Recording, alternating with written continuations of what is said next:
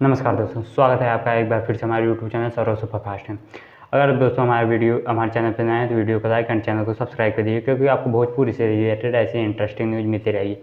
तो दोस्तों, आप वीडियो पे आए हैं तो वीडियो को एक बार फुल वॉच जरूर कीजिए, क्योंकि आपको वीडियो में कुछ भोजपुरी से रिलेटेड नॉलेज बातें मिलेंगी। तो चलिए वीडियो को स्टार्ट करते हैं। तो दोस्तों, खेसारी लाल का एक गाना आया था बोल बम बोला हारमोनियम पे, जिसको गाया था खेसारी लाल यादव ने और प्रियंका सिंह ने।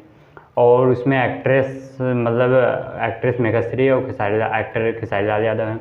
उस पर आप लोगों ने भर भर के रिस्पॉन्स दिया है और गाना इसमें यूट्यूब के ट्रेंडिंग सेक्शन नंबर 1 पे चल रहा है। जी हाँ दोस्तों, आप लोगों के प्यार की वजह से खेसारी लाल का हर गाना कोई इस समय खेसारी लाल के 4 गाने यूट्यूब पे ट्रेंड कर रहे हैं। इससे आप अंदाज़ा लगा सकते हैं खेसारी लाल यादव के चाहने वालों की संख्या कितनी ज़्यादा है। और खेसारी लाल अपने फैंस को एंटरटेन करने के लिए नए नए गाने और बढ़िया गाने लाते हैं।